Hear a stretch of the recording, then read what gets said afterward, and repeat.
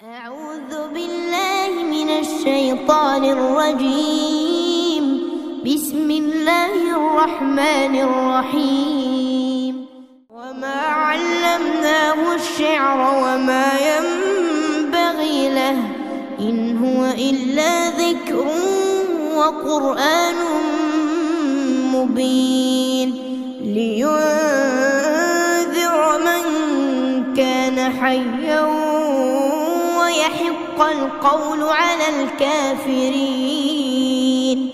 أولم يروا أنا خلقنا لهم مما عملت أيدينا أنعاما فهم لها مالكون وذللناها لهم فمنها ركوبهم ومنها يأكلون ولهم فيها منافع ومشارب أفلا يشكرون. السلام عليكم ورحمة الله وبركاته. ഖുർആൻ പദം 1531 ദിവസത്തിലേക്ക് എല്ലാവരെയും ഹാർദമായി സ്വാഗതം ചെയ്യുന്നു. വിശുദ്ധ ഖുർആനിലെ 36-ാമത്തെ അധ്യായമായ സൂറത്ത് യാസീനിലെ 69 മുതൽ 73 വരെയുള്ള ആയത്തുകളാണ് ഇന്ന് പഠന വിധേയമാക്കുന്നത്. ക്ലാസ് ആരംഭിക്കുന്നതിനായി ആദരണീയനായ ഡോക്ടർ A.I. വിലായത്തുള്ള സാഹിബിനെ ക്ഷണിക്കുന്നു. അസ്സലാമു അലൈക്കും വറഹ്മത്തുള്ളാഹി വബറകാതുഹു. അഊദു ബില്ലാഹി മിനശ് ശൈത്വാനിർ റജീം. ബിസ്മില്ലാഹിർ റഹ്മാനിർ റഹീം. വമാ അല്ലംനാഹു ശിഅറ വമാ യംബഗീ ലഹു ഇൻ ഹുവ ഇല്ലാ ദിക്റുൻ വഖുർആനും മുബീൻ لينذر من كان حيا ويحق القول على الكافرين.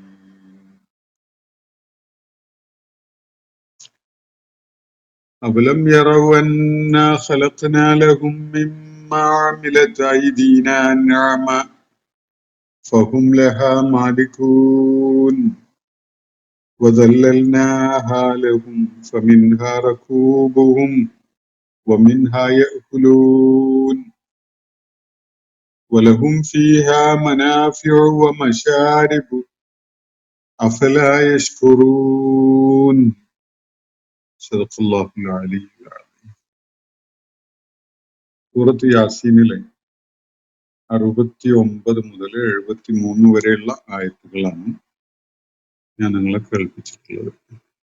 സത്യനിഷേധികളായ ആളുകൾ അള്ളാഹുവിന്റെ മുന്നിൽ ഹാജരാക്കപ്പെടുമ്പോൾ അവരോടായി പറയപ്പെടുന്ന ചില കാര്യങ്ങളാണ് കഴിഞ്ഞ ദിവസം നമ്മൾ പഠനവിധേയമാക്കിയ ആയത്തുകളിൽ പ്രതിപാദിക്കപ്പെടുന്നത് നമ്മൾ കാണുകയുണ്ടായത്. നിങ്ങൾക്ക് താക്കീത് നൽകപ്പെട്ടിരുന്ന നരകം ഇതാണ്, അങ്ങോട്ട് പ്രവേശിച്ചോളൂ, അവിടെ വെന്തെറിഞ്ഞോളൂ. നിങ്ങളുടെ നിഷേധ നിലപാടിനുള്ള പ്രതിഫലം ഇതാണ് എന്ന് പറഞ്ഞുകൊണ്ടാണ് അവരെ നരകത്തിലേക്ക് പ്രവേശിക്കാൻ അവരോട് ആവശ്യപ്പെടുന്നത് എന്നത് മുകളിൽ നമ്മൾ വായിച്ച ആയത്തുകളിൽ കാണുകയുണ്ടായി. അതിനെ തുടർന്ന് അള്ളാഹു പറയുന്നത് ഈ ദിവസം, ഇന്നേ ദിവസം എന്ന് പറഞ്ഞാൽ അവരോട് നരകത്തിൽ പ്രവേശിക്കാൻ വേണ്ടി പറയുന്ന ആ ദിവസം, നഖ്തിമു അലാ അഫ്വാഹിഹിം, അവരുടെ വായകളൊക്കെ നാം മുദ്രവെച്ചു കളയും. വതുകല്ലിമുന ഐദീഹിം, അവരുടെ കൈകൾ നമ്മോട് സംസാരിക്കും. വനഷ്ഹദു വതഷ്ഹദു അർജുലുഹും, അവരുടെ കാലുകൾ സാക്ഷ്യം വഹിക്കും. ബിമാ കാനു യക്സിബൂൻ, അവരെന്തൊക്കെയായിരുന്നോ ചെയ്തിരുന്നത് അതിനൊക്കെയും. അപ്പൊ ആർക്കും തന്നെ സ്വന്തം ന്യായങ്ങള് മറ്റുള്ളവരെ ബോധ്യപ്പെടുത്താനും തന്റെ പക്ഷമായിരുന്നു ശരി എന്നത് സമർത്ഥിക്കാനും പറ്റുന്ന വിധത്തിൽ ന്യായങ്ങൾ നിരത്തി സംസാരിക്കാനൊന്നും അവസരം ലഭിക്കുകയില്ല. വായ മുദ്രവയ്ക്കപ്പെടും, കൈകള് സംസാരിക്കും, കാലുകൾ സാക്ഷ്യം വഹിക്കും. അപ്പൊ എന്താണോ സംഭവിച്ചത്, എന്തൊക്കെയാണോ ചെയ്തിട്ടുണ്ടായിരുന്നത് അതിനൊക്കെ കൃത്യമായ സാക്ഷ്യമായിട്ട് ഓരോരുത്തർക്കും തങ്ങളുടെ അവയവങ്ങൾ പറയുന്നത് തന്നെ ധാരാളം മതിയാകും. സ്വന്തം അവസ്ഥയെ ന്യായീകരിക്കാനായിട്ട് വായ തുറക്കാൻ അവർക്ക് പറ്റുകയുമില്ല. നാം ഉദ്ദേശിച്ചിരുന്നെങ്കിൽ ഇപ്പോൾ തന്നെ അവരുടെ കണ്ണുകളെ അങ്ങ് മായ്ച്ചു കളയുമായിരുന്നു, അല്ലെങ്കിൽ നിഷ്പ്രഭമാക്കുകയും പ്രകാശരഹിതമാക്കുകയും ചെയ്യുമായിരുന്നു. അങ്ങനെ അവരുടെ വഴിയിൽ ഓടി മുന്നേറാൻ ശ്രമിക്കുമ്പോൾ അന്നായുബുസുറൂൻ, എങ്ങനെയാണ് അവർക്ക് അത് വഴി കാണാൻ സാധിക്കുക എന്നാണ് അള്ളാഹു ചോദിക്കുകയുണ്ടായത്. നാം ഉദ്ദേശിച്ചിരുന്നെങ്കിൽ ലമസഖ്നാഹും അലാ മക്കാനത്തി, അവര് ഉള്ള ഇടങ്ങളിൽ അവരെ രൂപഭേദം വരുത്തി മറ്റൊരു രൂപത്തിൽ അങ്ങ് സ്ഥിരപ്പെടുത്തുമായിരുന്നു നാം ഉദ്ദേശിച്ചിരുന്നെങ്കിൽ. പിന്നെ ഫമസ്തതാഉ മുദിയ്യം വലാ യർജിഊൻ, അവർക്ക് മുന്നോട്ട് പോകാനോ അല്ലെങ്കിൽ പുറപ്പെട്ട് വന്നത് എവിടുന്നാണോ അങ്ങോട്ടേക്ക് തിരികെ പോകാനോ ഒന്നും കഴിയില്ല. മാത്രവുമല്ല, അവർക്ക് അവരുടെ മേൽ അവരുടെ ശരീരത്തെ ഏതൊക്കെ വിധത്തിൽ അള്ളാഹുവിനെ നിയന്ത്രിക്കാൻ കഴിയും, കൈകാര്യം ചെയ്യാൻ കഴിയും എന്നതിന് തെളിവായിട്ട് അള്ളാഹു കേൾപ്പിക്കുകയുണ്ടായത് വമൻ നുഅമ്മിറുഹു, പ്രായമെത്തുന്ന ആളുകള്, വാർദ്ധക്യത്തിലേക്ക് എത്തുന്ന ആളുകള്, നുനക്കിസുഹു ഫിൽ ഖൽഖ്, നാം അവരുടെ ശരീരഘടന തന്നെ, രൂപഘടന തന്നെ മാറ്റിമറിക്കുകയാണ്. അഫലാ യഅഖിലൂൻ, ഇതവർക്ക് ആലോചിച്ച് മനസ്സിലാക്കാൻ പറ്റുന്നില്ലേ എന്നാണ് അള്ളാഹു ചോദിക്കുന്നത്. മനുഷ്യന്റെ മാനസികവും ദൈക്ഷണികവും ശാരീരികവും ഒക്കെയായ സകല സംഗതികളും പൂർണ്ണമായി മാറ്റപ്പെടുകയാണ് വാർദ്ധക്യത്തിലേക്ക് എത്തുന്നതോടെ. ഓരോരുത്തരും വീണ്ടും ശൈശവത്തിന്റെ അവസ്ഥയിലേക്കൊക്കെ തിരികെ പോകുന്ന ഒരവസ്ഥയാണ് കാണാൻ സാധിക്കുക. ബുദ്ധിപരമായ കഴിവുകൾ ശോഷിച്ചിട്ടുണ്ടാവും. സംസാര വൈഭവം വളരെ പരിമിതമായിട്ട് മാത്രം പ്രയോജനപ്പെടുത്താൻ പറ്റുന്നതായിരിക്കും. ശരീരത്തിന്റെ കരുത്തും ശക്തിയും ഒക്കെ വല്ലാതെ ദുർബലപ്പെട്ടിട്ടുണ്ടാകും. ഈ അവസ്ഥയിൽ ഒരു ശിശുവിനെ പോലെ മറ്റുള്ളവരെ ആശ്രയിക്കേണ്ടി വരുന്ന ഒരവസ്ഥയിലേക്ക് ഓരോരുത്തരും തിരികെ എത്തിയിട്ടുണ്ടാകും. അത് തന്നെ ഇവർക്ക് മതിയായ സൂചനയാണ്. അവരുടെ ശരീരം, അവരുടെ മനസ്സ്, അവരുടെ ധിഷണ, ഇതൊന്നും തന്നെ അവരുടേത് ആണ്, അവരുടെ നിയന്ത്രണത്തിലാണ് എന്നൊരാൾക്കും പറയാൻ കഴിയില്ല. അതൊക്കെയും തന്നെ അവരുടെ കയ്യിൽ അമാനത്തായി ഏൽപ്പിക്കപ്പെട്ടവ മാത്രമായിരുന്നു എന്നത് തിരിച്ചറിയാൻ ഈ ഒരു ജീവിതാനുഭവം ഓരോരുത്തർക്കും മതിയായതാണ് എന്നതാണ് ഇവിടെ സൂചിപ്പിക്കപ്പെട്ടിരിക്കുന്ന കാര്യം. അതിനെ തുടർന്നാണ് ഞാൻ നിങ്ങളെ കേൾപ്പിച്ചിട്ടുള്ള 69 മുതൽ 73 വരെയുള്ള ഞാനിപ്പോ വായിച്ചു കേൾപ്പിച്ച ആയത്തുകൾ. ഇതിൽ അള്ളാഹു നബി സല്ലല്ലാഹു അലൈഹി വസല്ലമയെ പരാമർശിച്ചുകൊണ്ട് അദ്ദേഹത്തിന് എതിരിൽ മക്കയിലെ വിശുദ്ധ ഖുർആന്റെ അനുവാചകർ ഉന്നയിച്ചിരുന്ന ചില ആക്ഷേപങ്ങൾക്കും ആരോപണങ്ങൾക്കുമുള്ള മറുപടിയായിട്ട് ചില കാര്യങ്ങൾ പറയുകയാണ്.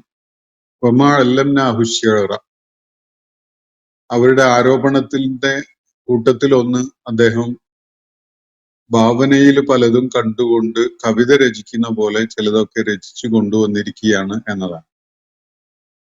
അവരെ കേൾപ്പിച്ചുകൊണ്ടിരുന്ന ദൈവിക വചനങ്ങള് മുഹമ്മദ് നബി സല്ലല്ലാഹു അലൈഹി വസല്ലം രചിച്ച കവിതയാണ് എന്ന വിധത്തില് ഒരു ആക്ഷേപം അവർ ഉന്നയിക്കുകയുണ്ടായിട്ടുണ്ട്. ഇതെന്തോ ഒന്നാണ്, കാരണം അവർ കേൾക്കുന്നുണ്ടല്ലോ. സ്വാഭാവികമായിട്ടും നിഷേധികള് എളുപ്പത്തില് അതിനെ വിവരിക്കുകയുണ്ടായത് അത് മുഹമ്മദ് നബി സല്ലല്ലാഹു അലൈഹി വസല്ലം രചിച്ചുണ്ടാക്കിയ കവിതയാണ് എന്നതാണ്. അതിനെക്കുറിച്ചുള്ള ഒരു പ്രതികരണമാണ് അള്ളാഹുവിടെ നടത്തുന്നത്. വമാ അല്ലംനാഹു, നാം അദ്ദേഹത്തെ പഠിപ്പിക്കുകയുണ്ടായിട്ടില്ല. അശ്ശിഅറ, കവിത, അദ്ദേഹത്തെ നാം കവിത പഠിപ്പിച്ചിട്ടില്ല. കവിത രചിക്കാനോ അത് ആലപിക്കാനോ കേൾപ്പിക്കാനോ ഒന്നും നാം അദ്ദേഹത്തെ പാകപ്പെടുത്തിയിട്ടില്ല. അങ്ങനെ കവിത രചിക്കാനും കേൾപ്പിക്കാനും ഒക്കെ കഴിയുന്ന ഒരാളായിട്ടല്ല നാം അദ്ദേഹത്തെ വളർത്തിക്കൊണ്ടുവന്നിട്ടുള്ളത്. വമാ അല്ലംനാഹു ശിഅറ, ഇദ്ദേഹത്തെ നാം കവിത പഠിപ്പിച്ചിട്ടില്ല.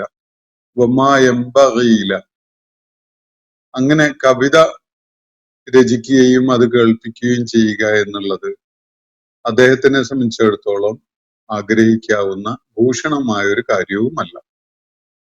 അള്ളാഹുവിന്റെ പ്രവാചകനാണ് അദ്ദേഹം. അദ്ദേഹം ഭാവനയിൽ എന്തെങ്കിലുമൊക്കെ കണ്ടുകൊണ്ട് കാവ്യരചന നടത്തി അത് ജനങ്ങളെ കേൾപ്പിച്ച് ജനങ്ങളെ കവിത ചൊല്ലി ആനന്ദിപ്പിക്കുന്ന ഒരാളല്ല. അങ്ങനെ ഒരു ഒരു ഒരു സർഗാത്മകത അദ്ദേഹത്തിന് നാം നൽകിയിട്ടില്ല. വമാ അല്ലംനാഹു ശിഅറ വമാ യംബഗീല, അത് അദ്ദേഹത്തിന് ഭൂഷണവുമല്ല, അദ്ദേഹത്തിന് യോജിച്ചതുമല്ല. കവിത രചിച്ച് കേൾപ്പിക്കുക എന്നത് ഒരുപക്ഷെ നമ്മുടെ കാലഘട്ടത്തിലും പഴയ കാലത്തും ഒക്കെ തന്നെ, ജാഹിലിയ കാലത്ത് അറബികൾക്കിടയിൽ പോലും ഒരു കവി ഉദയം ചെയ്യുക എന്ന് പറയുന്നത് ഒരു ഗോത്രത്തിന്റെ വലിയ നേട്ടമായിട്ട്, ഒരു ഗോത്രത്തിന്റെ അഭിമാനമായിട്ടാണ് മനസ്സിലാക്കപ്പെട്ടിരുന്നത്. നമ്മുടെ കാലഘട്ടത്തിലും അതിന് വലിയ വ്യത്യാസമൊന്നുമില്ല. നൊബേൽ പ്രൈസ് ഒക്കെ നേടാൻ യോഗ്യത ഉള്ള ഒരു കവി നമ്മുടെ കൂട്ടത്തിലുണ്ട് എന്ന് പറയുന്നത് ആ സമൂഹം ആഘോഷിക്കുന്ന ഒരു കാര്യമാണ്. അതില് നമ്മുടെ കാലഘട്ടത്തിലും പഴയ കാലത്തും ഒക്കെ അങ്ങനെയൊക്കെ തന്നെയായിരുന്നു. എന്നാൽ അള്ളാഹുവിന്റെ പ്രവാചകൻ ഒരു കവിയല്ല. കവിയാവുക എന്ന വിധത്തിലുള്ള യാതൊന്നും അദ്ദേഹത്തിനെ നാം പഠിപ്പിച്ചിട്ടില്ല. ആ ഒരു റോൾ അദ്ദേഹത്തിന് ഭൂഷണവുമല്ല. ഇതാണ് അള്ളാഹു പറയുന്നത്. അദ്ദേഹത്തിന്റെ ദൗത്യത്തിന്, അദ്ദേഹത്തിന്റെ വ്യക്തിത്വത്തിന് പ്രവാചകൻ എന്ന പദവിക്ക് ഒന്നും ചേരുന്ന ഒരു സംഗതിയല്ല കവിയാവുക എന്ന്. അപ്പൊ കവിയാവുക എന്നത് വളരെ പ്രശംസനീയമായ ആഘോഷിക്കപ്പെടേണ്ട ഒരു കാര്യമാണ് എന്ന വിധത്തില് ഭൗതിക ലോകത്ത് നമ്മൾ ആളുകൾ അതിനോടുള്ള സമീപനം സ്വീകരിക്കുന്നത് കാണാൻ സാധിക്കും. പക്ഷെ വിശുദ്ധ ഖുർആന്റെ വിവരണത്തിൽ അത് അത്രത്തോളം പ്രശംസനീയമായ ഒരു സംഗതിയൊന്നുമല്ല. പലപ്പോഴും സൂറത്തു ശുഅറാഇന്റെ അവസാനത്തില് നമുക്ക് കവികളെ ആഘോഷമാക്കി മാറ്റുന്നതിനെയും വിമർശിക്കുന്ന ഒരു സമീപനം സ്വീകരിച്ചതായിട്ടും കാണാൻ കഴിയും. അത് ന്യായമായൊരു കാര്യം ചൂണ്ടിക്കാണിച്ചുകൊണ്ടാണ് ആ വിമർശനം വിശുദ്ധ ഖുർആൻ ഉന്നയിക്കുന്നത്. നബി സല്ലല്ലാഹു അലൈഹി വസല്ലമയെ കുറിച്ച് അള്ളാഹു പറയുന്നത്, അദ്ദേഹം ഒരിക്കലും തന്നെ ഒരു കവിയായിട്ടില്ല, അദ്ദേഹത്തിന് കവിയാവാൻ നാം പഠിപ്പിച്ചിട്ടുമില്ല, അദ്ദേഹത്തിന് കവിത പഠിപ്പിച്ചിട്ടില്ല. വമാ യംബഗീല, അങ്ങനെ കവിയാവുക എന്നത് അല്ലെങ്കിൽ കവിത ആലപിക്കുക എന്നത് അദ്ദേഹത്തിന് ഭൂഷണമായ, ചേരുന്ന, അദ്ദേഹത്തിന്റെ പദവിക്ക് ചേരുന്ന ഒരു സംഗതിയുമല്ല. ഇൻഹുവ ഇല്ലാ ദിക്റും വ ഖുർആനും മുബീൻ. ഈ ഖുർആന്റെ വാചകങ്ങൾ കേട്ടിട്ടായിരിക്കുമല്ലോ നിങ്ങൾ അദ്ദേഹത്തെ കവിയാണ്, അദ്ദേഹം ഭാവനയിൽ എന്തൊക്കെയോ രചിച്ചുകൊണ്ട് നമ്മളെ കേൾപ്പിക്കുകയാണ് എന്നൊക്കെ തോന്നിയിട്ടുണ്ടാവുക. നിങ്ങൾ അങ്ങനെ പറഞ്ഞുകൊണ്ടിരിക്കുന്നത് ഈ ഖുർആൻ പരാമർശിച്ചുകൊണ്ടാണല്ലോ. ഖുർആൻ നിങ്ങളെ കേൾപ്പിക്കുന്നതിന്റെ പേരിലാണ് നിങ്ങൾ അങ്ങനെ പറയുന്നത്. അപ്പോ നിങ്ങൾ ഈ കേട്ടുകൊണ്ടിരിക്കുന്ന ഈ വചനങ്ങൾ ഉണ്ടല്ലോ, ഈ ഖുർആൻ, അത് എന്താണ് അതിന്റെ യാഥാർത്ഥ്യം? അത് കവിതയാണോ? ഇൻ ഹുവ ഇല്ലാ ദിക്റുൻ, ഇത് വെറും ഒരു ഉത്ബോധനം മാത്രമാണ്, ഒരു ഓർമ്മപ്പെടുത്തലാണ്.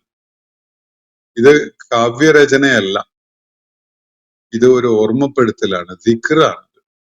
ഇൻ ഹുവ ഇല്ലാ ദിക്റു, ഇത് ദിക്റല്ലാത്ത, ഓർമ്മപ്പെടുത്തലല്ലാത്ത, ഉത്ബോധനമല്ലാത്ത യാതൊന്നുമല്ല.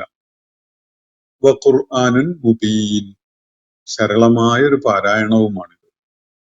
വളരെ ലളിതമായി, വളരെ ഈണത്തില്, വളരെ തെളിമയുള്ള ആശയങ്ങൾ പകർന്നു തരുന്ന വിധത്തിലുള്ള ഒരു പാരായണവുമാണ് ഈ സംഗതി. ഇതിനെ നിങ്ങൾക്ക് കവിതകളോട് ഉപമിക്കാൻ സാധ്യമല്ല. കാരണം ഇത് കവിതയല്ല. കവിതക്ക് സ്വാഭാവികമായി മനുഷ്യർ രചിക്കുന്ന കവിതയ്ക്ക് ചില പ്രത്യേകതകളുണ്ട്. ആ പ്രത്യേകതകള് ഉള്ള വിധത്തിലുള്ള കവിതയല്ല ഇത്. മനുഷ്യന്റെ രചന തീർച്ചയായിട്ടും കവിത എന്ന് ലേബൽ ചെയ്യാവുന്ന രചനകളൊക്കെ പരിശോധിച്ചാൽ അതില് മനുഷ്യന്റെ സകലമാന പരിമിതികളും നമുക്ക് കാണാൻ കഴിയും. വലിയ മഹത്തരമായ ആശയങ്ങളൊക്കെ കവിതയിൽ ഉണ്ടായിന്ന് വരും.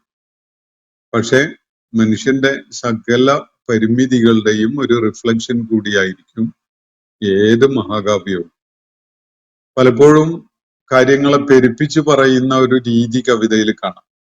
പർവ്വതീകരിച്ച് കാണിക്കുക, വലുതാക്കി പെരുമ കാണിച്ച് അല്ലെങ്കിൽ വളരെ എക്സാജറേറ്റ് ചെയ്തുകൊണ്ട് പറയുന്ന ഒരു ശൈലി കവിതയിൽ എല്ലാ ഭാഷകളിലുള്ള കവിതകളിൽ കാണാം. ചില കാര്യങ്ങളെ വളരെ അപ്രസക്തമായി വില കുറച്ച് പ്രാധാന്യം ഇല്ലാത്തതാക്കിയൊക്കെ അവതരിപ്പിക്കുന്നതും കാണാം. ചില സംഗതികള് കവിത രചിക്കുന്ന ആളുടെ ഔദ്ധത്യവും നിലപാടും അയാളുടെ അയാളുടെ ഇരകളോടുള്ള പരിഹാസവും ഒക്കെ കവിതയില് അയാളുടെ രചനയിൽ നിഴലിക്കുന്നത് കാണാൻ കഴിയും. അതുപോലെ ഭാഷാപരമായും ബുദ്ധിപരമായും കാലം നിർണയിക്കുന്നതും ഒക്കെയായ പല പരിമിതികളും കവിതയിൽ കാണും. പക്ഷെ ഇത് കവിതയല്ല. അത്തരം പരിമിതികളൊന്നുമുള്ള കവിതയുടെ സ്വാഭാവികമായ മനുഷ്യരചന എന്ന നിലക്കുള്ള പരിമിതികളൊന്നുള്ള കാവ്യമോ അല്ലെങ്കിൽ വചനങ്ങളോ അല്ല ഇത്. ഈ കേൾപ്പിക്കപ്പെടുന്ന സംഗതിയുടെ അടിസ്ഥാനത്തിലാണ് നിങ്ങൾ അദ്ദേഹത്തെ കവി എന്ന് വിളിക്കുന്നതെങ്കിൽ, അള്ളാഹു അദ്ദേഹത്തെ കവിത പഠിപ്പിച്ചിട്ടുണ്ട് എന്ന് നിങ്ങൾ സങ്കല്പിക്കുന്നതെങ്കിൽ അത് നിങ്ങളുടെ ഒരു തെറ്റിദ്ധാരണ മാത്രമാണ്. അള്ളാഹു പറയുന്നത് നാം അദ്ദേഹത്തിന് കവിത പഠിപ്പിച്ചിട്ടില്ല. വമാ യംബഗില, കവിത ആലപിക്കുക എന്നതും കവിത കേൾപ്പിക്കുക അല്ലെങ്കിൽ കവിത രചിക്കുക എന്നതൊന്നും തന്നെ അദ്ദേഹത്തെ സംബന്ധിച്ചിടത്തോളം യോജിച്ച ഒരു സംഗതിയല്ല. ഒരു കവിയാവുക എന്നത് അദ്ദേഹത്തിന് ഭൂഷണമായ ഒരു സംഗതിയല്ല. കാരണം അതിനേക്കാളൊക്കെ എത്രയോ മഹത്തരമായ ഒരു കാര്യമാണ് അള്ളാഹുവിന്റെ പ്രവാചകൻ നിർവഹിക്കുന്നത്. അത് ദൈവിക വചനങ്ങളെ മുൻനിർത്തിക്കൊണ്ടുള്ള താക്കീതുകാരനാവുക, സന്തോഷ വാർത്ത നൽകുന്നവനാവുക എന്നതാണ് അള്ളാഹുവിന്റെ പ്രവാചകൻ നിർവഹിക്കുന്ന ദൗത്യം. അതുകൊണ്ട് കവിത രചിച്ചുകൊണ്ട് പേരെടുക്കുക, കവിത ആലപിച്ചുകൊണ്ട് ആളുകളുടെ കയ്യടി നേടുക, സമൂഹത്തിൽ ആഘോഷിക്കപ്പെടുന്ന ഒരു കവിയായി മാറുക എന്നതൊന്നും തന്നെ അദ്ദേഹത്തിന്റെ ഔന്നത്യത്തിന് നിരക്കുന്നതേ അല്ല. ലോകത്ത് പലരും അത് വലിയ സംഭവമായിട്ട് കാണുന്നുണ്ടാവും. കാവ്യരചന നടത്താൻ കഴിയുന്ന ആള് എന്നതിന്റെ പേരിൽ, അല്ലെങ്കിൽ മഹാകാവ്യം രചിക്കാൻ പറ്റി എന്നതിന്റെ പേരിൽ ആഘോഷിക്കപ്പെടുന്ന പലരും നമ്മുടെ ചുറ്റുപാടുകളിലുണ്ട്. എല്ലാ സംസ്കാരങ്ങളിലും എല്ലാ ഭാഷാ സമൂഹങ്ങളിലും ഒക്കെ അത്തരം ആളുകൾ ആഘോഷിക്കപ്പെടുന്നത് നമുക്ക് കാണാൻ സാധിക്കും. എന്നാൽ മുഹമ്മദ് നബി സല്ലല്ലാഹു അലൈഹി വസല്ലമയെ വ്യതിരിക്തനാക്കുന്നത് അദ്ദേഹത്തിന് അതുപോലെയുള്ള ചില കവിതകൾ രചിച്ച് ജനങ്ങളെ കേൾപ്പിക്കാൻ പറ്റുന്നു എന്നതിന്റെ പേരിലല്ല. ഈ വാചകങ്ങള് അള്ളാഹു നബി സല്ലല്ലാഹു അലൈഹി വസല്ലമയെ പരാമർശിച്ചുകൊണ്ട് പറയുമ്പോൾ നമ്മളൊന്ന് ഓർക്കേണ്ടതുണ്ട്. എത്രയോ കാലത്തെ പരിശീലനത്തിന്റെയും പരിശ്രമത്തിന്റെയും ഒക്കെ ഫലമായിട്ടാണ് ലോകം അംഗീകരിക്കുന്ന ഒരു കവിയായിട്ട് ഒരാൾ ഉദയം ചെയ്യുക. എന്നിട്ട് ലോകത്ത് അതിന്റെ പേരിൽ അംഗീകാരങ്ങൾ ഏറ്റുവാങ്ങാൻ സാധിക്കുക എന്നത് വളരെ സമുന്നതമായ ഒരു നേട്ടമായിട്ട് ലോകം ഒന്നടങ്കം മനസ്സിലാക്കുകയും ചെയ്യുന്നുണ്ട്. എന്നിട്ട് ആ ഒരു ആംഗിളില് സമീപിക്കുകയാണെങ്കിൽ അങ്ങനെ കവിയായി, വളരെ ഉന്നതനായ കവിയായിട്ട് അംഗീകരിക്കപ്പെടുക എന്നത് ഒത്തിരി പേരുടെ സ്വപ്നമായിരിക്കെ പോലും അങ്ങനെ ഒരു അംഗീകാരം ഉണ്ടാകുന്നതിനെ മുഹമ്മദ് നബി സല്ലല്ലാഹു അലൈഹി വസല്ലമയുടെ കാര്യത്തില് അള്ളാഹു സ്വീകരിക്കുന്നില്ല, തട്ടിക്കളയുകയാണ് ചെയ്യുന്നത്. അത് അപമാനകരമായ ഒരു സംഗതിയായിട്ടാണ് അള്ളാഹുവിന്റെ പ്രവാചകനെ പരാമർശിച്ചുകൊണ്ട് ഇവിടെ പറയുന്നത്. അദ്ദേഹം ഒരു കവിയല്ല, നാം അദ്ദേഹത്തെ കവിത പഠിപ്പിച്ചിട്ടില്ല, അദ്ദേഹത്തിന് അത് ചേർന്നതുമല്ല എന്ന് പറഞ്ഞുകൊണ്ടാണ്. സൂറത്ത് ശുഅറയിലെ കവികളുടെ പ്രകൃതത്തെക്കുറിച്ചും സ്വഭാവത്തെക്കുറിച്ചും ഒക്കെ ചില പരാമർശങ്ങൾ അള്ളാഹു നടത്തുന്നുണ്ട്. അവിടെ അവരുടെ ഒരു ഏറ്റവും ശ്രദ്ധേയമായ ഒരു പ്രത്യേകത, അവര് സ്വയം പ്രവർത്തിക്കാത്ത, സ്വയം പ്രയോഗത്തിൽ കൊണ്ടുവരാത്ത കാര്യങ്ങളെ പറഞ്ഞു നടക്കുന്നവരായി നിങ്ങൾക്ക് കാണാം എന്ന് അള്ളാഹു പറയുന്ന കാണാം. സൂറത്ത് ശുഅറായിലെ ആയാത്തുകൾ ഞാൻ നിങ്ങളൊന്ന് കേൾപ്പിക്കാം. വശുഅറാഉ യത്തബിഉഹുമുൽ ഗാവൂൻ. കവികൾ അവരെ പിഴച്ചുപോയ ആളുകളാണ് പിന്തുടരുന്നത്. അലം തറ അന്നഹും ഫീ കുല്ലി വാദിൻ യഹീമുൻ. ഓരോ താഴ്വരകളിലുമായി അലഞ്ഞു തിരിയുന്നവരായിട്ട് നിങ്ങൾക്ക് അവരെ കാണാൻ പറ്റുന്നില്ലേ? വന്നഹും യഖൂലൂന മാ ലാ യഫ്അലൂൻ. അവരൊരിക്കലും ചെയ്യാത്ത കാര്യങ്ങളാണ് അവർ പറഞ്ഞുകൊണ്ടിരിക്കുക. നമ്മുടെ ചുറ്റുപാടുമുള്ള അല്ലെങ്കിൽ ലോകത്ത് അറിയപ്പെടുന്ന കവികളുടെ ജീവിതം ഒന്ന് വിലയിരുത്തിയാൽ ഈ പറഞ്ഞ കാര്യം അക്ഷരം പ്രതി ശരിയാണ് എന്ന് നമുക്ക് കാണാൻ കഴിയും. അവര് വലിയ വർത്തമാനമൊക്കെ നടത്തുന്നുണ്ടാവും, വലിയ തത്വമൊക്കെ അവതരിപ്പിക്കുന്നുണ്ടാവും, വലിയ മൂല്യങ്ങളെ പ്രതിനിധാനം ചെയ്യുന്ന ആളുകളായിട്ട് സംസാരിക്കുന്നൊക്കെ ഉണ്ടാവും. പക്ഷെ അവരുടെ ജീവിതത്തിൽ അത് അവര് പ്രയോഗത്തിൽ കൊണ്ടുവന്നിട്ടേ ഉണ്ടാവില്ല. പറയുന്ന കാര്യം ഒരുപാട് പെരുപ്പിച്ച് വലുതാക്കി പർവ്വതീകരിച്ചൊക്കെ പറയുന്നുണ്ടാവും. വലിയ ആശയം എന്നുള്ള നിലക്ക് ലോകത്തിന്റെ മുന്നിൽ വലിയ തത്വചിന്തയൊക്കെ അവർ കാവ്യ രചനയിലൂടെ അവതരിപ്പിക്കുന്നുണ്ടാവും. പക്ഷെ ആ പറയുന്ന കാര്യം എത്രത്തോളം അവര് ജീവിതത്തിൽ പകർത്തി എന്നത് പരിശോധിച്ചാൽ കവികളുടെ കാര്യത്തിൽ അത് വളരെ നിരാശാജനകമായ ഒരു പരിശോധന മാത്രമായിരിക്കും അത്. ഒട്ടും അവര് ചെയ്തിട്ടില്ല, അക്കാര്യത്തിൽ അതിന്റെ മാതൃകകളുമായിരുന്നില്ല എന്നത് മനസ്സിലാക്കാൻ വലിയ പ്രയാസമൊന്നും ഉണ്ടാവില്ല. അപ്പൊ ഇതാണ് കവികളുടെ അടിസ്ഥാന പ്രകൃതം. അത് ലോകത്ത് മിക്കവാറും സംസ്കാരങ്ങളിലൊക്കെയുള്ള കവികളുടെ ഈ അവർ പറഞ്ഞുകൊണ്ടിരിക്കുന്ന സംഗതികളും അവരുടെ വ്യക്തി ജീവിതവും തമ്മിൽ യാതൊരു താരതമ്യവും സാധിക്കാത്ത വിധത്തില് വലിയ വിടവ് ഉള്ള വിധത്തിലാണ് കാണാൻ സാധിക്കുക. അപ്പോ നബി സല്ലല്ലാഹു അലൈഹി വസല്ലം അങ്ങനെ ഒരാളല്ല. അള്ളാഹു അദ്ദേഹത്തെ കവിത പഠിപ്പിച്ചിട്ടില്ല. കവിയാവുക എന്നത് അദ്ദേഹത്തിന് യോജിച്ചതുമല്ല. ഇനി കവിയാവുന്ന സൂറത്ത് ശുഅറായിൽ അള്ളാഹു ഞാൻ കേൾപ്പിച്ച ആദ്യത്തെ ആയത്തിലെ ആ പദം ഒന്ന് നോക്കൂ. വശുഅറാഉ യത്തബിഉഹുമുൽ ഗാവൂൻ. കവികളുണ്ടല്ലോ, ആരാണ് അവരെ പിൻപറ്റുന്നത്? അവരെ വലിയ സംഭവമാണ് എന്നുള്ള നിലക്ക് കൊണ്ടു നടക്കുന്നത് ആരാണ്? അൽ ഗാബൂൻ, പിഴച്ചുപോയ ആളുകളാണ്. ജീവിതത്തില് ലക്ഷ്യബോധമില്ലാതെ എന്താണ് ശരി എന്താണ് തെറ്റ് എന്നതിനെ പറ്റിയുള്ള മാനദണ്ഡങ്ങളൊന്നും അന്വേഷിക്കാത്ത, ശരി തെറ്റുകൾക്ക് പ്രാധാന്യം കൽപ്പിക്കാത്ത, നന്മ തിന്മകൾക്ക് മൂല്യം കൽപ്പിക്കാത്ത, അലഞ്ഞു തിരിഞ്ഞു നടക്കുന്ന, ലക്ഷ്യബോധമില്ലാത്ത ഗാവൂൻ എന്ന് വിവരിക്കപ്പെടാവുന്ന, വഴിപിഴച്ചവരെന്ന് പറയാം. ഏത് അർത്ഥത്തിലായാലും കുഴപ്പമില്ല. അത് ധാർമ്മിക മൂല്യങ്ങളുടെ ഒരു വീക്ഷണത്തിലായാലും ഇനി അതല്ല ജീവിതത്തിന്റെ പൊതുവായ കാര്യങ്ങളുടെ ഒരു അടിത്തറ എന്നുള്ള നിലക്ക് കണ്ടുകൊണ്ടാണെങ്കിലും പിഴച്ച കൂട്ടരാണ് കവികളെ വലിയ സംഭവമാക്കിയിട്ട് അവരുടെ പുറകെ ഇങ്ങനെ നടക്കുക, അവരെ കൊണ്ട് നടക്കുക. ഇതാണ് ഖുർആൻ അതിനെക്കുറിച്ച് പരാമർശിക്കുന്നത്.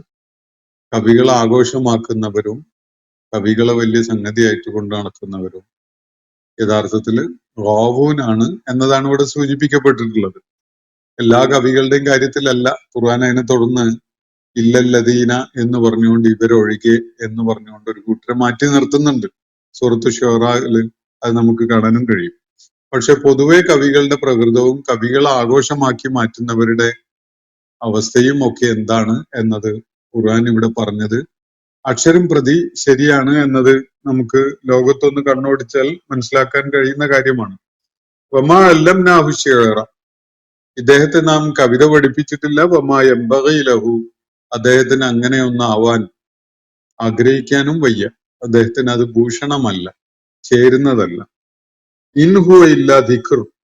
ഇതൊരു ഉത്ബോധനം മാത്രമാണ്. ഈ ഖുർആനാണ് ഇവിടെ സൂചിപ്പിക്കപ്പെടുന്നത്. ഖുർആന്റെ അടിസ്ഥാനത്തിൽ അല്ലെങ്കിൽ ഖുർആന്റെ വാചകങ്ങളെ പരാമർശിച്ചുകൊണ്ടാണ് മുഹമ്മദ് നബി സല്ലല്ലാഹു അലൈഹി വസല്ലം കവിതയാണ് ആലപിക്കുന്നത്, അദ്ദേഹം രചിച്ച കവിതയാണെന്നൊക്കെ അവർ പറഞ്ഞുകൊണ്ടിരുന്നത്. അപ്പൊ ഇത് അങ്ങനെയുള്ള എപ്പോഴെങ്കിലും ഒരു സ്വപ്നത്തിലോ അല്ലെങ്കിൽ സ്വപ്നതുല്യമായ അവസ്ഥയിലോ മനസ്സിൽ തോന്നിയ ചില ഭാവനയിൽ കണ്ട ചില കാര്യങ്ങളല്ല ഇത്. ഇത് സുചിന്തിതമായ ദൈവിക യുക്തിയുടെയും ദൈവിക ജ്ഞാനത്തിന്റെയും അടിസ്ഥാനത്തിൽ നൽകപ്പെട്ടിരിക്കുന്ന ഉത്ബോധനമാണിത്.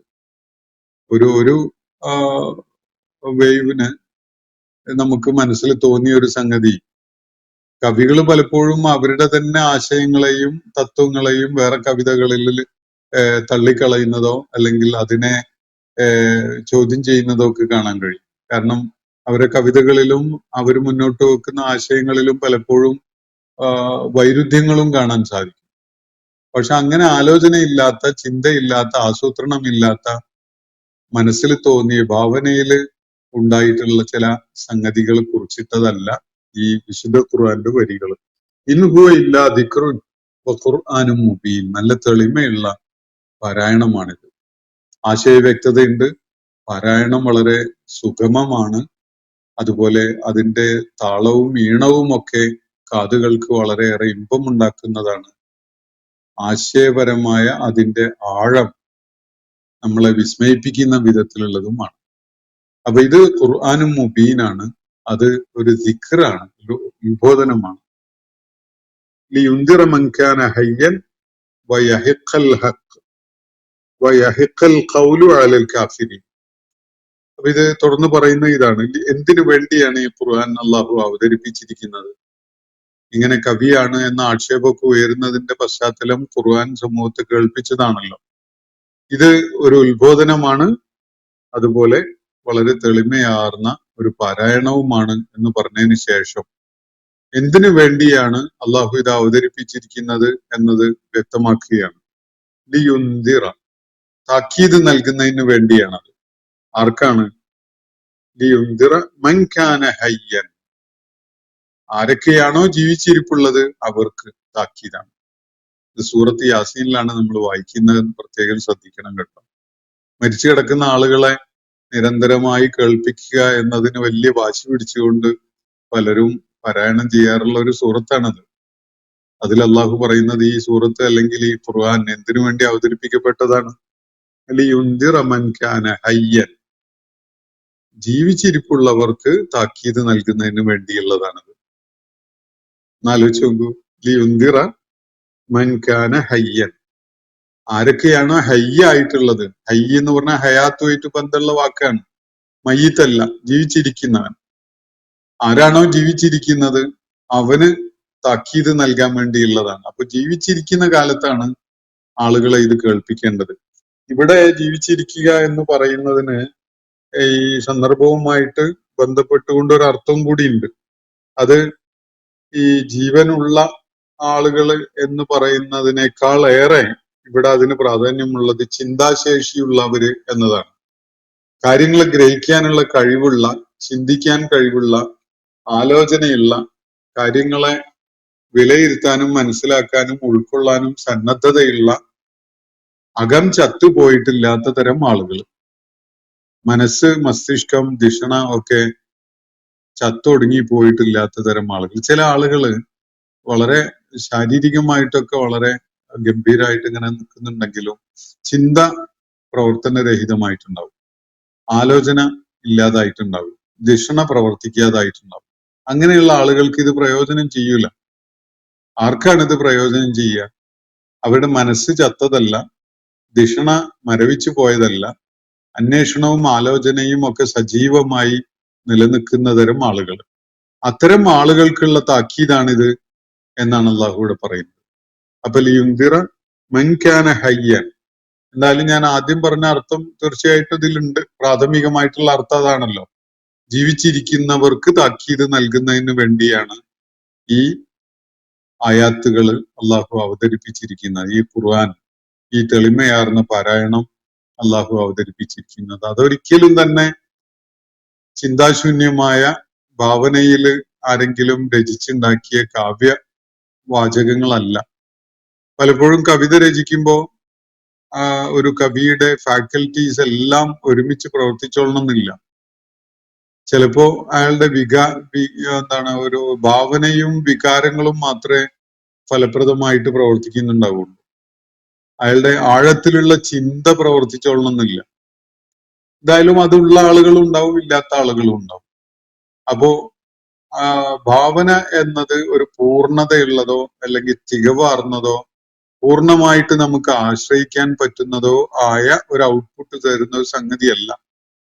അത് നമ്മള് അതിനെ ക്രോസ് വിസ്താരം ചെയ്ത് വിമർശന പഠനത്തിന് വിധേയമാക്കി അതിലെ നെല്ലും പതിരും വേർതിരിച്ച് ഉൾക്കൊള്ളേണ്ട ഒരു സംഗതിയാണ് ഭാവനയിൽ രൂപപ്പെട്ട ആശയങ്ങളൊക്കെയും തന്നെ. അപ്പൊ അങ്ങനെ ഭാവനയുടെ ഒരു സൃഷ്ടിയല്ല ഖുർആൻ, മറിച്ച് ദൈവികമായി അവതരിപ്പിക്കപ്പെട്ട തൻസീലാണ്. എന്തിനാണത്? ലിയുന്ദിറ മൻ കാന ഹയ്യൻ, ഹയ്യായവർക്ക്, ജീവിച്ചിരിക്കുന്നവർക്കൊക്കെയുമുള്ള താക്കീത് നൽകുന്നതിന് വേണ്ടിയാണ്. വയഹിഖൽ ഖൗലു അലൽ കാഫിരീൻ, നിഷേധികളുടെ മേൽ ഈ ന്യായം സ്ഥാപിതമാകുന്നതിന് വേണ്ടി കൂടിയുള്ളതാണ്. രണ്ട് ഫലമാണ് വിശുദ്ധ ഖുർആന്റെ അവതരണം കൊണ്ടുണ്ടാകുന്നത്. ഒന്ന്, മനസ്സ് ചത്തുപോയിട്ടില്ലാത്ത, ചിന്ത മരവിച്ചു പോയിട്ടില്ലാത്ത തരം ആളുകളെ തട്ടി ഉണർത്താനും അവർക്ക് പ്രയോജനം ലഭിക്കുന്ന വിധത്തില് അവർക്ക് മാർഗദർശനം നൽകുന്നതിനും വേണ്ടിയാണ്. ഒന്നാമത്തത് അതാണ്. രണ്ടാമത്തെ ഫലം എന്താണെന്ന് വെച്ചാൽ, അടഞ്ഞ ഹൃദയങ്ങളുള്ള ആളുകളുണ്ടല്ലോ, ഞങ്ങളുടെ ഹൃദയങ്ങളിലേക്ക് ഇനി ഒന്നും കയറൂല എന്ന നിലപാട് സ്വീകരിക്കുന്ന, അതാണ് കുഫറിന്റെ നിലപാട്. അവരുടെ മനസ്സിലേക്ക്, ചിന്തയിലേക്ക്, ധിഷണയിലേക്ക് പുതിയ ആശയങ്ങളൊന്നും കണ്ട് എത്തൂല. അത് റിസീവ് ചെയ്യാനേ സന്നദ്ധല്ല. ഇനി അഥവാ മനസ്സിലായാൽ തന്നെ അവർ മൂടിയിട്ട് കളയും, അവരത് മറച്ചു പിടിക്കും, ഇനി ആരും കാണണ്ട എന്നുള്ള നിലക്കുള്ള നിലപാട് സ്വീകരിക്കും. ഇത് മനസ്സിന്റെ റിസെപ്ഷൻ എന്നൊരു സംഗതി ഇല്ലാതാവുന്ന ഒരവസ്ഥയാണ്. അങ്ങനെയുള്ള അവസ്ഥയിലുള്ള ആളുകളുടെ കാര്യത്തില് വിശുദ്ധ ഖുർആൻ മുന്നോട്ട് വെക്കുന്ന ന്യായം അവരുടെ മേൽ സ്ഥാപിതമാവണം. അതിനും കൂടി വേണ്ടിയിട്ടുള്ളതാണ്. എന്ന് പറഞ്ഞാൽ അവരുടെ മുന്നിൽ യുക്തിഭദ്രമായ ഈ ആശയങ്ങൾ അവതരിപ്പിക്കപ്പെട്ടിട്ടുണ്ട്. അത് അവരുടെ കയ്യിലുള്ള ആശയങ്ങളെക്കാൾ എത്രയോ സമുന്നതമായ ആശയം മുന്നോട്ട് വെക്കുന്നതാണ് എന്നത് അവർക്ക് കാണാനും അവസരം ഉണ്ടായിട്ടുണ്ട്. ഇനി അവരതിനെ ഉൾക്കൊള്ളാനോ അംഗീകരിക്കാനോ സന്നദ്ധരാവുന്നില്ലെങ്കിൽ അത് അവരുടെ മാത്രം പിഴവാണ്, അവരുടെ മാത്രം കുറ്റമാണ് എന്ന വിധത്തിൽ ന്യായം സ്ഥാപിതമാവണം. അതിനു വേണ്ടി കൂടിയാണ് ഈ കിതാബിനെ അള്ളാഹു ഈ വളരെ ലളിതമായ ആകർഷകമായ ഈ പാരായണത്തിന് അള്ളാഹു അവതരിപ്പിച്ചിരിക്കുന്നത്. ഇത് ഉത്ബോധനമാണ്, വളരെ സുഗമമായ ഒരു പാരായണവുമാണ്, വളരെ തെളിമയാർന്ന ഒരു പാരായണവുമാണ്. അത് അവതരിപ്പിച്ചിരിക്കുന്നത് ജീവിച്ചിരിക്കുന്നവർക്കുള്ള താക്കീത് എന്നുള്ള നിലക്കാണ്. അതുപോലെ നിഷേധം നിലപാടായി സ്വീകരിച്ച ആളുകളുടെ മേൽ ന്യായം സ്ഥാപിതമാകുന്നതിന് വേണ്ടിയുമാണ്. വയഹിഖൽ ഖൗലു, ഖൗൽ എന്ന് പറഞ്ഞാൽ അള്ളാഹുവിന്റെ വിധി തീർപ്പ് അല്ലെങ്കിൽ സംസാരം, അള്ളാഹുവിന്റെ പ്രഖ്യാപനം, അല്ലെങ്കിൽ ഇവിടെ സൂചിപ്പിക്കുന്നത് ഈ അള്ളാഹുവിന്റെ അവരുടെ ആയാത്തുകൾ അടിസ്ഥാനപ്പെടുത്തിക്കൊണ്ടുള്ള അവരുടെ മേലുള്ള ന്യായം, അത് സത്യമായി പുലരുന്നതിന് വേണ്ടിയാണ്.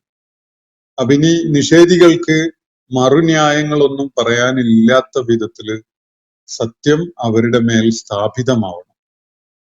അവർക്ക് നിഷേധികളായിട്ട് തുടരാം, അങ്ങനെ തന്നെ ജീവിക്കാം, അങ്ങനെ തന്നെ മരിച്ചു പോകാം. പക്ഷെ ഒരു കാര്യം അള്ളാഹു ഉറപ്പുവരുത്തും, അവരുടെ മേൽ ന്യായം സ്ഥാപിതമായിട്ടുണ്ട്, അവർക്ക് കാര്യങ്ങൾ അറിയിക്കപ്പെട്ടിട്ടുണ്ട്, അവർക്ക് കാര്യങ്ങൾ ബോധ്യപ്പെടുത്തുന്ന വിധത്തില് വസ്തുതകൾ അവരുടെ മുന്നിൽ അവതരിപ്പിക്കപ്പെട്ടിട്ടുണ്ട് എന്ന്. അങ്ങനെ ഒരു സംഗതി ഉണ്ടാകുന്നതിന് വേണ്ടിയാണ് ഇത് അവതരിപ്പിക്കപ്പെട്ടിരിക്കുന്നത് എന്നാണ് അള്ളാഹുവിടെ പറയുന്നത്. എന്നിട്ട് അവലം യറൗ അന്നാ ഖലഖ്നാ ലഹും മിമ്മാ അമിലത് ഐദീനാ അൻആമൻ ഫഹും ലഹാ മാലികൂൻ. അള്ളാഹു ചോദിക്കുകയാണ്, ഈ ആളുകൾ കാണുന്നില്ലേ, അന്നാ ഖലഖ്നാ ലഹും, നാം അവർക്കായി സൃഷ്ടിച്ചു കൊടുത്തിട്ടുണ്ട് എന്ന്, മിമ്മാ അമിലത് ഐദീന, നമ്മുടെ കരങ്ങൾ പ്രവർത്തിച്ചുണ്ടാക്കിയിട്ടുള്ള സംഗതികളിൽ നിന്ന്, അൻആമൻ, അവർക്ക് നാം കന്നുകാലികളെ ഉണ്ടാക്കി കൊടുത്തിരിക്കുന്നു എന്ന് പറഞ്ഞാൽ അള്ളാഹു ഭൂമുഖത്ത് ചില സജ്ജീകരണങ്ങളൊക്കെ ചെയ്തു വെച്ചിട്ടുണ്ട്. ആ സജ്ജീകരണങ്ങളിൽ നിന്ന്, ആ സജ്ജീകരണങ്ങളുടെ ഫലമായി അവർക്കായിട്ട് അള്ളാഹു കന്നുകാലികളെ ഉണ്ടാക്കി കൊടുത്തിരിക്കുന്നു. കന്നുകാലികളെ സൃഷ്ടിച്ചിരിക്കുന്നു.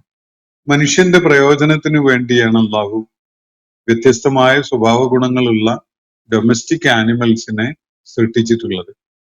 നമുക്കറിയാം അവരുടെ പ്രകൃതം തമ്മിലുള്ള വൈൽഡ് ആനിമൽസും ഡൊമസ്റ്റിക് ആനിമൽസും തമ്മിലുള്ള സ്വഭാവപരമായ വ്യത്യാസം നമുക്ക് നന്നായിട്ട് അറിയുന്നതാണ്.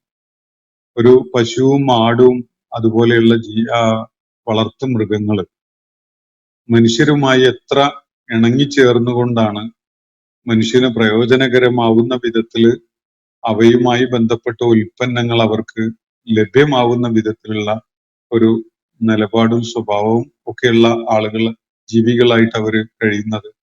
എന്നാൽ വന്യമൃഗങ്ങൾ അങ്ങനെയല്ല. സിംഹത്തിനും കരടിക്കും പുലിക്കും ഒക്കെ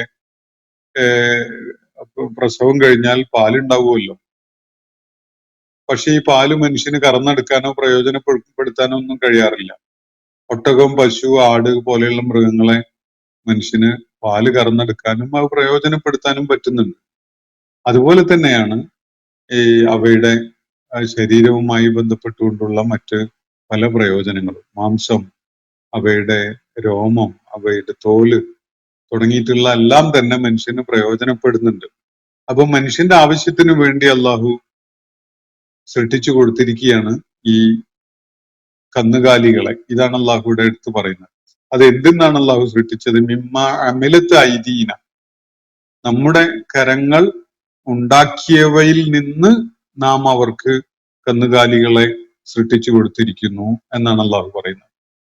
അപ്പൊ കന്നുകാലികളെ സൃഷ്ടിക്കാൻ ഉപകരിക്കുന്ന വിധത്തിലുള്ള ചില സജ്ജീകരണങ്ങൾ അള്ളാഹു ഭൂമുഖത്ത് ചെയ്തു വെച്ചിട്ടുണ്ട്. അവയ്ക്കുള്ള തീറ്റയുണ്ട്, അവയ്ക്ക് വളരാനുള്ള കാലാവസ്ഥയും സാഹചര്യവും അതിന് പറ്റുന്ന എൻവയറൺമെന്റും ഒക്കെ അള്ളാഹു ഒരുക്കി വെച്ചിട്ടുണ്ട്. അതുപോലെയുള്ള പല സംഗതികളും. ഇനി അവയെ സൃഷ്ടിക്കാൻ ഉപകരിക്കുന്ന വിധത്തില് ഇവിടെയുള്ള വസ്തുവകകളെയും അള്ളാഹു ഇതിലൂടെ സൂചിപ്പിക്കുകയാണ്. അപ്പോ എന്തായാലും കന്നുകാലികളെ നാം അവർക്ക് സൃഷ്ടിച്ചു കൊടുത്തിട്ടുണ്ട്. എന്തിൽ നിന്നാണ് സൃഷ്ടിച്ചത്? മിമ്മ അമിലത്ത് ഐദീന, നമ്മുടെ കരങ്ങൾ പ്രവർത്തിച്ചുണ്ടാക്കിയവയിൽ നിന്ന്. ഇത് കൃത്യമായിട്ടും എന്താണ് ഈ കന്നുകാലികൾ അള്ളാഹു സൃഷ്ടിക്കാൻ വേണ്ടി പ്രയോജനപ്പെടുത്തിയ അള്ളാഹുവിന്റെ കരങ്ങൾ സൃഷ്ടിച്ചുണ്ടാക്കിയ സംഗതികളെ ആയിട്ട് ഇന്നതാണ് എന്ന് പറയാൻ കഴിയില്ല. അത് തശാബുഹ അടങ്ങിയിട്ടുള്ള ആയത്താണ്. കാലങ്ങൾ കൊണ്ട് ഒരു പക്ഷേ പല സൂചനകളും നമുക്ക് ലഭിച്ചെന്ന് വരും. ഏകദേശം അതിനെപ്പറ്റി പൊതുവായിട്ട് ചില കാര്യങ്ങൾ മനസ്സിലാക്കാനും പറയാനും കഴിയും എന്നതേ നമുക്ക് അത് സംബന്ധമായിട്ട് സാധിക്കുകയുള്ളൂ. എന്തായാലും അള്ളാഹുവിന്റെ കരങ്ങൾ പ്രവർത്തിച്ചുണ്ടാക്കിയ സംഗതികളിൽ നിന്നായിട്ട് അള്ളാഹു കന്നുകാലികളെ അവർക്ക് വേണ്ടി സൃഷ്ടിച്ചു കൊടുത്തിരിക്കുന്നു എന്നാണ് അള്ളാഹുവിടെ പറയുന്നത്. കന്നുകാലികളെ സൃഷ്ടിച്ചു കൊടുത്തത് മനുഷ്യന്റെ പ്രയോജനത്തിന് വേണ്ടിയാണ് എന്നത് തന്നെയാണ് വ്യക്തമാക്കപ്പെടുന്നത്. എന്തിൽ നിന്നാണ് അത് സൃഷ്ടിച്ചിട്ടുള്ളത്? അള്ളാഹു നേരത്തെ ഉണ്ടാക്കിയ എന്തൊക്കെയോ ചില സംഗതികൾ പ്രയോജനപ്പെടുത്തിക്കൊണ്ടാണ് അള്ളാഹു കന്നുകാലികളെ സൃഷ്ടിച്ചിട്ടുള്ളത്. അപ്പോ അതിനുള്ള വളരാൻ ഉപകരിക്കുന്ന വിധത്തിലുള്ള ആവാസ വ്യവസ്ഥ ഒരുക്കിയതായിരിക്കണം അള്ളാഹു സൂചിപ്പിക്കുന്നത് എന്നത് നമുക്ക് മനസ്സിലാക്കാൻ സാധിക്കും. ഇവിടെ മിമ്മ അമിലെ തൈദീന, നമ്മുടെ കരങ്ങൾ എന്നാണല്ലോ പറഞ്ഞിട്ടുള്ളത്. ഇത് പലരും ചർച്ചയാക്കാറുണ്ട്. അള്ളാഹുവിന്റെ കൈകൾ എന്ന് പറയുമ്പോൾ മനുഷ്യനെ പോലെ ശരീരവും കൈകാലുകളും ഒക്കെയുള്ള ഒരു ഒരു ഒരു അസ്തിത്വമാണോ അള്ളാഹു എന്നത് പലരും ചർച്ചയ്ക്ക് വിധേയമാക്കുന്നത് കാണാം. യഥാർത്ഥത്തിൽ ഇത് ഒരു ആലങ്കാരികമായ ഒരു പ്രയോഗമാണ്. മനുഷ്യന്റെ ഭാഷയിൽ ചില കാര്യങ്ങൾ പറയുമ്പോൾ അതിന് യോജിച്ചൊരു ഭാഷ സ്വീകരിച്ചു എന്നേ ഉള്ളൂ. അതിന്റെ അർത്ഥം അള്ളാഹുവിന് നമുക്ക് സങ്കല്പിക്കാവുന്ന വിധത്തിലുള്ള കൈകൾ ഉണ്ടെന്നോ കാലുകൾ ഉണ്ടെന്നോ ശരീരം ഉണ്ടെന്നോ ഒന്നുമല്ല. ശരീരവും ഏത് വിധത്തിലാണ് അള്ളാഹുവിന്റെ അസ്തിത്വം എന്നത് നമുക്ക് വെളിപ്പെടുത്തി തന്നിട്ടില്ല. അള്ളാഹുവിന്റെ അസ്തിത്വം ഉണ്ട്, പക്ഷെ അത് നമുക്ക് സങ്കല്പിക്കാൻ കഴിയുന്ന വിധത്തിലുള്ളത് അല്ല എന്നതും വിശുദ്ധ ഖുർആനും നബി സല്ലല്ലാഹു അലൈഹി വസല്ലമയുടെ ഹദീസുകളും ഒക്കെ നമ്മളെ ബോധ്യപ്പെടുത്തി തരുന്നുണ്ട്. പക്ഷെ ഈ പ്രയോഗങ്ങള്, അള്ളാഹുവിന്റെ കണ്ണുകള്, അള്ളാഹുവിന്റെ കൈകള് എന്നൊക്കെ പറയുന്ന സംഗതി, ഇത് കാര്യങ്ങൾ മനസ്സിലാക്കാൻ വേണ്ടിയുള്ള ഒരു ആലങ്കാരികമായ മെറ്റഫോറിക്കൽ ആയിട്ടുള്ള ഒരു പ്രയോഗമാണ് എന്നത് മനസ്സിലാക്കുന്നതാണ് അത് സംബന്ധമായിട്ട് നമുക്ക് സാധ്യമായ ഒരു കാര്യം. അപ്പോ എന്നിട്ട് അള്ളാഹു ഇവിടെ പറയുന്നത് അവർക്ക് വേണ്ടി നാം നാം നമ്മുടെ കരങ്ങൾ കൊണ്ട് ഉണ്ടാക്കിയ ചിലതിൽ നിന്നൊക്കെയായിട്ട് കന്നുകാലികളെ സൃഷ്ടിച്ചു കൊടുത്തിരിക്കുന്നു എന്ന് പറഞ്ഞിട്ട് അള്ളാഹു പറയുന്നത് ഫഹും ലഹ മാലിക്കും, എന്നിട്ട് അവരാണ് പോലും അതിന്റെ ഉടമകൾ. വല്ലാത്തൊരു വിചിത്രമായ ഒരു കാര്യമാണ് അള്ളാഹു ഇവിടെ സൂചിപ്പിക്കുന്നത്. കന്നുകാലികള് നാട്ടില് പശു, ആട്, ഒട്ടകം ഒക്കെ അങ്ങനെ അലസമായിട്ട് നടക്കുന്ന കാണുമ്പോൾ ഇതിനൊന്നും ഉടമസ്ഥരില്ല എന്നൊക്കെ നമ്മൾ ചിലപ്പോൾ സങ്കല്പിച്ചു പോകും. പക്ഷെ അവയെ നമ്മളൊന്ന് കഴുത്തിലൊരു വടം ഇട്ട് നമ്മളങ്ങ് നമ്മളെ കൂടെ കൊണ്ടുപോകാൻ ശ്രമിച്ചാൽ അറിയാം, പല ആളുകളും അതിന്റെ പുറകെ ഓടി എങ്ങോട്ടാണ് എന്റെ പശുവിനെ അല്ലെങ്കിൽ ഒട്ടകത്തിനെ വലിച്ചുകൊണ്ട് പോണത് എന്ന് ചോദിച്ചുകൊണ്ട് പലരും രംഗത്ത് വരും. അപ്പൊ അതിന് പല ആളുകളും ഉടമകളായിട്ടുണ്ട് എന്നതാണ് അതിന്റെ സൂചന. വ്യക്തമാണല്ലോ. അപ്പോ ഇതാണ് അവസ്ഥ. അള്ളാഹുവാണ് ഇവയെ അവൻ ഉണ്ടാക്കിയവയിൽ നിന്ന് ഈ കന്നുകാലികളെ സൃഷ്ടിച്ചു കൊടുത്തിട്ടുള്ളത് മനുഷ്യന്. എന്നിട്ട് ആ മനുഷ്യൻ അതൊക്കെ തൻ്റെതാണ് എന്ന നിലക്കാണ്, അവരാണ് അതിന്റെ ഉടമകൾ എന്നുള്ള നിലക്കാണ് അതിനെ ഏറ്റുവാങ്ങിയിരിക്കുന്നത് അല്ലെങ്കിൽ കൊണ്ടു നടക്കുന്നത് എന്ന് കാണാൻ പറ്റും. ഫഹും ലാ മാലിക്കൂൻ. അത് അള്ളാഹുവിനെ നിഷേധിക്കുന്ന ആളുകൾ ഇതിന്റെ ഉടമസ്ഥത അവകാശപ്പെട്ടുകൊണ്ട് വരുമ്പോ അതില് തീർച്ചയായിട്ടും അള്ളാഹുവിന്റെ ഈ സ്റ്റേറ്റ്മെന്റില് ഒരു പരിഹാസമുണ്ട്. അള്ളാഹുവിനെ നിഷേധിക്കുന്ന ആളുകള്, അള്ളാഹുവിനെ അംഗീകരിക്കുന്ന ആളുകളുടെ കാര്യത്തില് ആ പരിഹാസം നമ്മൾ കാണേണ്ടതില്ല. കാരണം അവർക്ക് വേണ്ടിയാണ് അള്ളാഹു ഈ കന്നുകാലികളെ സൃഷ്ടിച്ചു കൊടുത്തിട്ടുള്ളത്. എന്നാൽ അള്ളാഹുവിനെ അംഗീകരിക്കാത്ത ആളുകളുടെ കാര്യത്തിലോ അവരുണ്ടാക്കിയതല്ലല്ലോ ഈ കന്നുകാലികളെ. കന്നുകാലികൾക്ക് മനുഷ്യനുമായി ഇണങ്ങുന്ന, മനുഷ്യനെ ദ്രോഹിക്കാത്ത വിധത്തിലുള്ള ഒരു പ്രകൃതം നൽകിയത് അവരല്ലല്ലോ. കന്നുകാലികളുടെ മനുഷ്യൻ പ്രയോജനപ്പെടുത്തുന്ന സംഗതികള്, അതിന്റെ മുടി, രോമം, തോല്, മാംസം തുടങ്ങിയിട്ടുള്ള സകലതും, ഇതൊന്നും രൂപകൽപ്പന ചെയ്തത് അവരല്ലല്ലോ. പക്ഷെ ഞങ്ങളാണ് ഇതിന്റെ ഉടമകൾ എന്ന് പറഞ്ഞുകൊണ്ട് അവര് അത് കൊണ്ട് നടക്കുന്നത് കാണാം എന്നാണ് അള്ളാഹു അല്പം പരിഹാസത്തോടു കൂടി അതിനെ പരാമർശിച്ച് പറയുന്നത്. ഫഹും ലഹ മാലിക്കും.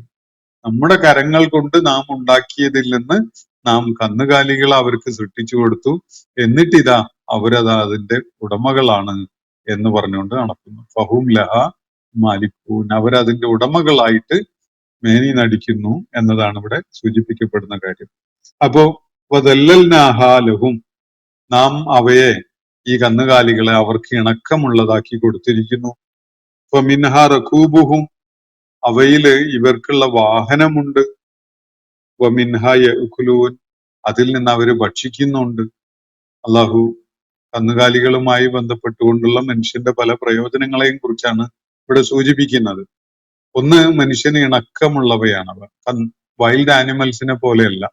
നമുക്ക് പാല് കറന്നെടുക്കാം, അതുപോലെ കൂടെ കൊണ്ട് നടന്ന് വളർത്തി പരിചരിച്ച് അവയെ അറുത്ത് മാംസമാക്കി ഭക്ഷിക്കുകയും ചെയ്യാം. ഇതൊന്നും വന്യമൃഗങ്ങളുടെ കാര്യത്തില് അത്ര എളുപ്പം നടക്കുന്ന ഒരു കാര്യമല്ല. ഈ വന്യമൃഗങ്ങളുടെ മാംസം നമുക്ക് പറ്റുന്നതുമല്ല. നമ്മുടെ ശരീരഘടനക്കോ അല്ലെങ്കിൽ ദഹന വ്യവസ്ഥക്കോ ഒന്നും പറ്റുന്ന ഒരു സംഗതിയല്ല വന്യമൃഗങ്ങളുടെ മാംസം. അപ്പോ വദല്ലൽനാഹാലഹും, ഈ കന്നുകാലികളെ നാം അവർക്ക് ഇണക്കമുള്ളതാക്കി കൊടുത്തിരിക്കുന്നു. അതുപോലെ ഫമിൻഹ റകൂബുഹും, അവയില് ഇവർക്കുള്ള വാഹനങ്ങളുണ്ട്. പഴയകാലത്ത് മനുഷ്യർ പ്രയോജനപ്പെടുത്തിയിരുന്നത് ഈ കന്നുകാലി വർഗത്തിലൊക്കെ പെട്ടിരുന്ന മൃഗങ്ങളെയാണ്. ആട്, മാട്, ഒട്ടകം, അതുപോലെ കുതിര, കഴുത പോലെയുള്ളതൊക്കെയും മനുഷ്യൻ ഈ വാഹനമായിട്ട് ഈ കാറ്റഗറിയിൽ പെടുന്ന പലതിനെയും ഉപയോഗപ്പെടുത്തിയിരുന്നു. ഇപ്പോഴും ചിലരൊക്കെ ഗ്രാമീണ പ്രദേശങ്ങളിലൊക്കെ അത് ഉപയോഗപ്പെടുത്തുന്നുണ്ട്. മിൻഹ യഅ്കുലൂൻ, ഒരു 2 നൂറ്റാണ്ട് മുമ്പ് വരെ മനുഷ്യന്റെ കാര്യമായ വാഹനം ഈ മൃഗങ്ങൾ തന്നെയായിരുന്നല്ലോ. ഈ യന്ത്രവൽകൃതമായ വാഹനങ്ങള് കണ്ടെത്തുന്നതൊക്കെ വളരെ കുറഞ്ഞ ചരിത്രത്തിന്റെ വളരെ സമീപമായ കാലത്താണ്. അപ്പോ വമിൻഹ യഅ്കുലൂൻ, അവയിൽ നിന്ന് അവർ ഭക്ഷിക്കുകയും ചെയ്യുന്നുണ്ട്. കന്നുകാലികളിൽ നിന്ന് അവരുടെ മാംസം ഭക്ഷിക്കുന്നു. അവയുടെ മാംസവും പ്രയോജനപ്പെടുത്തിക്കൊണ്ടുള്ള പല ഉൽപ്പന്നങ്ങളും മനുഷ്യൻ ഭക്ഷിക്കുന്നുണ്ട്. പാല് പ്രയോജനപ്പെടുത്തുന്നുണ്ട്. പാൽ ഉൽപ്പന്നങ്ങൾ ധാരാളം മനുഷ്യന് ഭക്ഷിക്കുന്നുണ്ട്. അങ്ങനെ പലതും ഉണ്ട്. അപ്പോ വമിൻഹ യഅ്കുലൂൻ.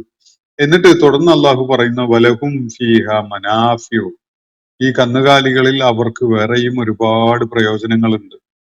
അവയുടെ തോല്, മുടി, എല്ല്, അവയുടെ എന്താണ് മലം, മൂത്രം, ഇതൊക്കെയും മനുഷ്യൻ പ്രയോജനപ്പെടുത്തുന്ന സംഗതികളാണ്. വലഹും ഫീഹ മനാഫിഉ വ മശാരിബു, അവർക്കുള്ള പാനീയങ്ങളുമുണ്ട് കന്നുകാലികളിൽ. ആധുനിക കാലഘട്ടത്തിൽ മനുഷ്യൻ തയ്യാറാക്കുന്ന ഒട്ടുമിക്ക ഡ്രിങ്ക്സിലും പശുവിൻ പാല് അല്ലെങ്കിൽ അതുപോലെയുള്ള മൃഗങ്ങളുടെ കന്നുകാലികളുടെ പാല് ഉപയോഗപ്പെടുത്തുന്നുണ്ട്. പാലിന്റെ പല വ്യത്യസ്തമായ ഉൽപ്പന്നങ്ങൾ ഉപയോഗിച്ചുകൊണ്ടാണ് മനുഷ്യര് ആധുനിക കാലഘട്ടത്തിലെ പല ഡെസേർട്ട് ഐറ്റംസും തയ്യാറാക്കുന്നത് തന്നെ. ഒരുപാട് സംഗതികൾ, ഭക്ഷ്യവിഭവങ്ങളും അതുപോലെ പാനീയങ്ങളും ഈ കന്നുകാലികളുടെ ഉൽപ്പന്നങ്ങളുമായി ബന്ധപ്പെട്ടുകൊണ്ടുള്ളതാണ്. അപ്പൊ അവർക്ക് വേറെയും ഒരുപാട് പ്രയോജനം അവയിലുണ്ട്. അതുപോലെ ധാരാളം വ്യത്യസ്തമായ പാനീയങ്ങളും അവർക്ക് അതിലുണ്ട്. അഫലാ യശ്കുറൂൻ, ഇതൊക്കെയും പറഞ്ഞിട്ട് അള്ളാഹു ഒരൊറ്റ ചോദ്യമേ ചോദിക്കുന്നുള്ളൂ, ഇവരെന്ത് നന്ദി കാണിക്കുന്നില്ലേ? ഇതൊന്നും മനുഷ്യൻ ഉൽപ്പാദിപ്പിച്ചതല്ല. ഒരു പശുവിനും പശുവിന്റെ പ്രകൃതം നൽകിയത് മനുഷ്യനല്ല, അതിന്റെ ഉടമയല്ല. പശുവിന്റെ മാംസം ആഹാരത്തിന് പ്രയോജനകരമാക്കുന്ന വിധത്തില് അതിന്റെ പ്രകൃതം നൽകിയിട്ടുള്ളത് അതിന്റെ ഉടമകളല്ല. അതുപോലെ ആടിന്റെയും അതുപോലെയുള്ള കന്നുകാലികളുടെ ഒക്കെ തന്നെ. ഇതൊന്നും ഇവരാരും അങ്ങനെ രൂപകൽപ്പന ചെയ്തതല്ല. ഇതൊക്കെ മനുഷ്യന് പ്രയോജനകരമാവുന്ന വിധത്തില് അള്ളാഹു ചെയ്തതാണ്. എന്നിട്ടും അഫലാ യശ്കുറൂൻ, ഇവര് കൃതജ്ഞത കാണിക്കുന്നില്ലേ, നന്ദി കാണിക്കുന്നില്ലേ എന്നാണ് അള്ളാഹു ചോദിക്കുന്നത്. മനസ്സ് തട്ടി ഓരോരുത്തരും ആലോചിക്കേണ്ട ഒരു വിഷയമാണിത്. ഇന്നത്തെ സെഷൻ ഞാനിവിടെ അവസാനിപ്പിക്കുകയാണ്. സൂറത്തു യാസീനിലെ 69 മുതൽ 73 വരെയുള്ള ആയത്തുകളാണ് നമ്മൾ പഠന വിധേയമാക്കിയിട്ടുള്ളത്. അള്ളാഹു നമ്മെ എല്ലാവരെയും അനുഗ്രഹിക്കുമാറാവട്ടെ. വാഖിറു ദഅ്വാന അനിൽ ഹംദുലില്ലാഹി റബ്ബിൽ ആലമീൻ. അസ്സലാമു അലൈക്കും വറഹ്മത്തുള്ളാഹി വബറകാതുഹു. ഇന്നത്തെ ഖുർആൻ പദം ഇവിടെ സമാപിക്കുന്നു. ഖുർആൻ പഠനത്തിൽ പങ്കെടുത്ത എല്ലാവർക്കും അള്ളാഹു അർഹമായ പ്രതിഫലം നൽകി അനുഗ്രഹിക്കട്ടെ. വആഖിറു ദഅ്വാന അനിൽ ഹംദുലില്ലാഹി റബ്ബിൽ ആലമീൻ. അസ്സലാമു അലൈക്കും വറഹ്മത്തുള്ളാഹി വബറകാതുഹു.